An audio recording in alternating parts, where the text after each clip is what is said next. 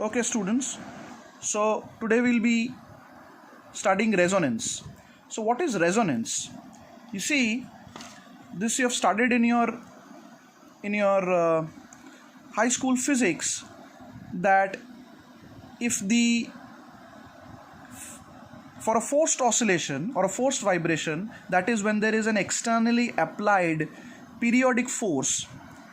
If the externally applied periodic force, the frequency of the periodic force equals to the natural frequency of oscillation of the system, then the amplitude of the system increases. You can readily observe this phenomena in your day-to-day life. That is, if you have a swing, you have your friend sitting in a swing and he or she asks you to push the swing, and you push the swing. You see, the swing along with your friend has a certain amount of mass, and there is tension on the ropes of the swing. So the tension and the mass, that is, if you remember, omega naught was equal to, or omega naught square was equal to k by m, where k was the spring constant and m was the mass of the system.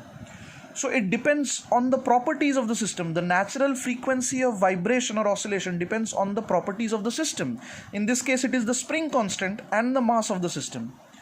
So if you are to swing a pendulum, or you are applying a periodic force to a swing in which your friend is sitting, then the mass of that swing would be the mass of your friend plus that of the swing, and the spring constant k will in this case be the tension in the ropes.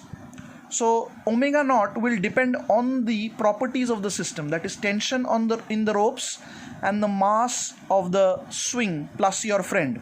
So that is omega naught, that is fixed because it depends on the properties of the system. Now your friend tells you to apply a force to make him or her swing. So let's say you apply a periodic force to the swing and your friend starts swinging.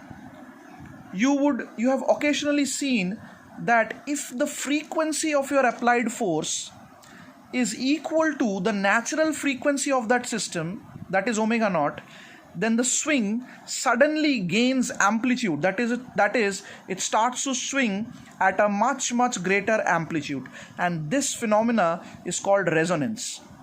And you have also studied in your school physics that soldiers are not allowed to do a march past while they are moving through a bridge, a hanging bridge.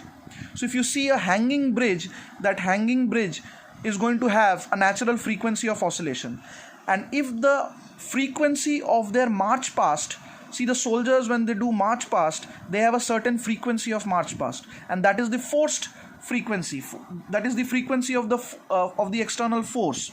So when they do the march past, if their frequency, applied frequency, is equal to the natural frequency of that bridge, then that bridge might break, because if it equals that frequency, then the bridge will swing in greater amplitude and there is a chance that there can be a damage to the bridge. So these are examples of resonance. We have studied it, but today we are going to study in detail what is the exact frequency, the applied frequency, what is the exact applied frequency for which resonance takes place. So the first one will be amplitude resonance. So there will be a frequency, the frequency of the applied force. You are applying a push at a certain frequency. So at a particular frequency, the amplitude of oscillation becomes maximum, and that is the resonance frequency. So in this we are going to find out what exactly is that frequency. That is, if you apply an external force at that frequency, the amplitude of oscillation is going to be maximum, and that is called amplitude resonance. So if you remember from our last discussion, the amplitude of forced vibration was x naught, because if you remember, it was x naught e to the power of I omega t, and x naught was this. You can check the last video. This was x naught, the amplitude. Now if I want to know at what frequency omega, that is the applied frequency, omega is the applied frequency of the force, at what frequency omega x naught becomes maximum, in other words, at what frequency omega the denominator becomes minimum. So this is the denominator. So I differentiate this denominator with respect to omega and put it equal to 0. So let us differentiate it with respect to omega. If I differentiate this, I'm going to get a 2 omega naught square. So a 2 omega naught square minus omega square. And here will be minus 2 omega. Here will be minus 2 omega. And this would become plus 8b square omega. This would be 8, 2 would be out, 8b square omega. And this must be equal to 0. So let us take this to the other side. So I have 8b square omega as, and I take this to the other side. So we have 4 omega naught square minus omega square. You can follow it. So I'll cancel 4 and 8 and I'll cancel the omega. I'll have 2b square equal to omega naught square minus omega square. So what is omega square? For which this is minimum. So omega square is omega naught square minus 2b square. Take omega square to the other side and 2b square to this side. So you'll have omega naught square minus 2b square, or omega m. Omega m is that frequency for which this would be maximum, and that is equal to root omega naught square minus 2b square. You remember omega m is so what have we found? We have found the frequency, the external frequency, applied frequency, the frequency of the applied force at which the amplitude will become maximum, and that is equal to omega naught square minus 2b square. If you remember, omega naught is the natural frequency of the system and b is the damping present in the environment. So if there is no damping, that is free oscillation, you remember in free oscillation there was no damping, b refers to the damping, so 2b square is 0 and omega m is equal to omega naught. So if there is no damping, then it is if the external frequency equals the natural frequency of that system, then resonance takes place and the amplitude becomes maximum. So what you have studied in school is just a special case of this, because in school they did not mention anything about damping. If damping is present, that is if B is there, then the frequency of the external force at which resonance takes place is slightly less than omega naught. You can see it is slightly less than omega naught, right? But if damping is not present, if it is free oscillation, then the frequency of applied force at which resonance takes place is equal to omega naught. So, but this is the general answer. So this is the frequency of the applied external force at which the amplitude becomes maximum. And what is the amplitude? What is the amplitude? Maximum amplitude. So if you substitute this value of omega over here, what will you get? If you substitute this value of omega over here, let us substitute the value of omega over here. So omega naught square, you can see omega naught square minus omega square is 2b square. So omega naught square minus omega square is 2b square. So I have put 2b square. 2b square is here, whole square, plus 4b square omega square. I can put again omega square as this. I can put again omega square as this. So omega square, I can write it over here. Omega square is omega naught square minus 2b square. I can write it over here. So this is what you have. You have this. So I didn't put omega square over here, but I did put omega naught square minus omega square as 2b square. So this becomes 4b to the power of 4 plus 4b square omega square to the power of half. So I can take 4b square out. I can take a 4b square common here. So if I take 4b square out of the square root, I'll have a 2b, and here I have b square left plus omega square, b square left plus omega square to the power half. This is the maximum amplitude of oscillation, that is if I put this frequency, the maximum frequency over here, then I'll get this maximum amplitude. Here you can still put omega square from this, you can still put omega square from this, and you can get the value in terms of omega naught and b. You can still work it out. Just put the value of omega square as omega naught square minus 2b square. You can put it over here, and then you can get the x naught m, that is the maximum amplitude value. So this is amplitude resonance. Let us move on to velocity resonance. Again, the phenomenon of resonance is there, but in this case, let us find the frequency at which the velocity of oscillation is maximum. Please remember, in the previous case, we did find out the frequency omega m at which the amplitude was maximum. In velocity resonance, we will find out the frequency at which the velocity of oscillation is maximum. So let us find out the velocity first. So what is x? X was equal to f naught by m e to the power of I omega t plus theta divided by this factor. This we have done, x. Now what is velocity? Velocity is dx by dt. If I differentiate this dx by dt, I omega will come out. So you have I omega f naught by m, the same e to the power of I omega t plus theta, and this denominator is there. So this is the velocity. Now I can write I differently. What can I write? The velocity amplitude, I can write I differently, because see, I can be written as this I can be written as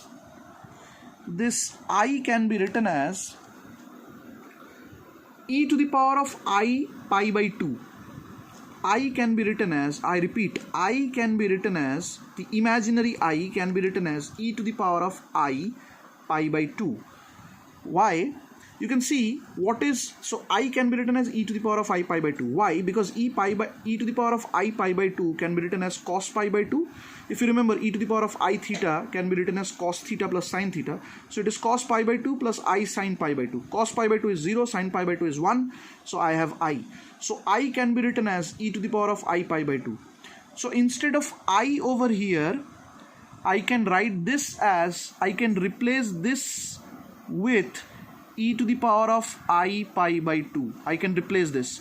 So if I take this inside, I'll have a plus pi by 2. That is what I have written over here.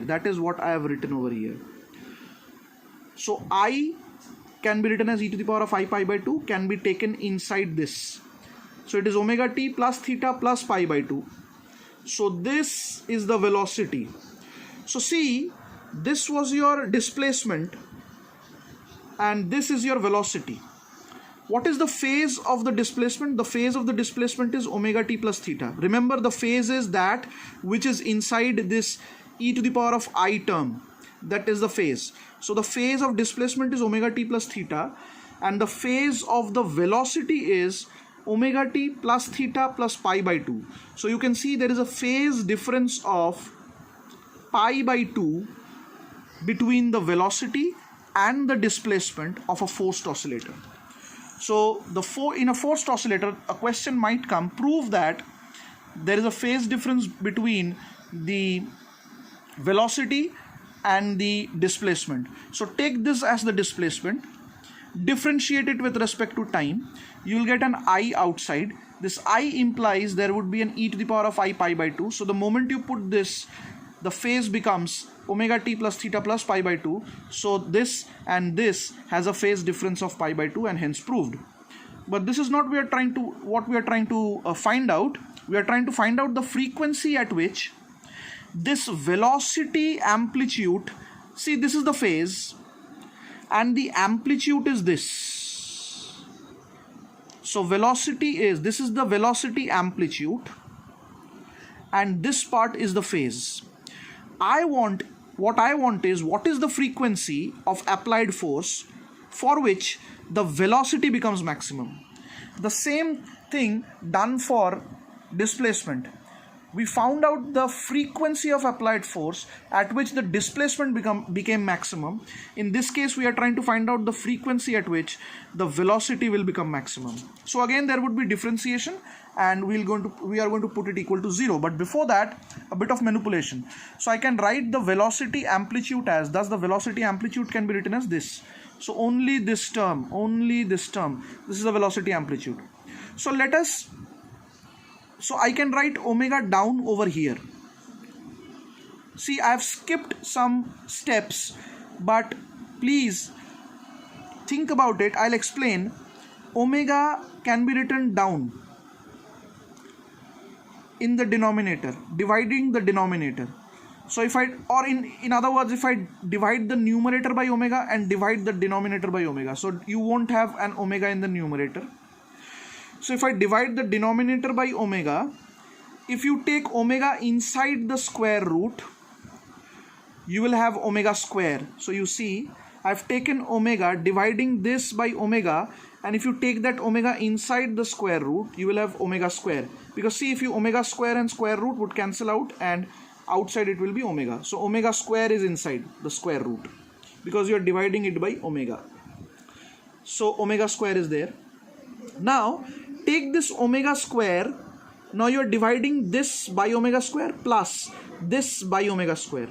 So if I divide this whole thing by omega square, if I try to put this omega square inside this bracket, this is already a square, I would put omega inside this bracket. See this? I will put just the omega inside the bracket because this is already square. So if I want to take this omega inside, omega square inside, it will just be omega inside because it is already a square. So it will be omega naught square by omega naught square by omega, minus omega is inside, so omega square by omega is omega, and there is a whole square, this, and plus this divided by omega square. So omega square is going to cancel out. You have 4b square. Please understand this. I can write this denominator as this. I'm not taking a half in any case, because if you differentiate it, if there is a half, this half is just going to come out in front. So no need to take that half to differentiate. But again, I repeat, I can write this denominator as this. Please check. I have divided this by omega. So if I take omega inside the square root, it will become omega square. Now I am taking this omega square inside square. So I'll write just the omega, because this is omega naught square minus omega square whole square, and I divided by omega, all inside this square bracket. So you see omega square, omega square, omega square. So if I take this omega square inside this square, I need to write it omega. So if I divide omega naught square by omega naught square by omega, and minus omega square by omega is minus omega. And this will become omega square will cancel. We have 4b square. Now, for this to become maximum, the denominator must be a minimum. So again, I differentiate it with respect to, so you see this, omega square by omega. I differentiate this denominator. Again, I ignore this half because this is not going to matter. So I differentiate this denominator with respect to omega. So if I differentiate, this is a constant term, it will be 0. Only this will remain. So if I differentiate this, there will be a 2 out, omega naught square by omega minus omega. And if I differentiate this term, the first term will give me minus omega naught square by omega square, since this is 1 by omega, minus 1, and that is equal to 0. So you see, what are the values? So the values is either this will be 0 or this will be 0. So if this is 0, so if this is 0, then omega naught square is equals to omega square. Omega naught square this is 0, that means omega naught square is equal to omega square. And if this is 0, then minus 1 goes to this side, then omega naught square is equal to minus omega square, or minus omega naught square is omega square. This cannot be possible since omega is the frequency and it cannot be an imaginary number. If you take the square root, it will be an imaginary number. So this is physically not possible. So the only possible answer is omega square will be equal to omega naught square. Or in other words, the frequency at which velocity is maximum is the natural frequency of the system. So you see, in case of amplitude resonance, the frequency at which the amplitude becomes maximum is this, and for velocity to become maximum, the frequency at which the velocity becomes maximum is exactly the natural frequency of oscillation. So this is velocity resonance and amplitude resonance. Thank you.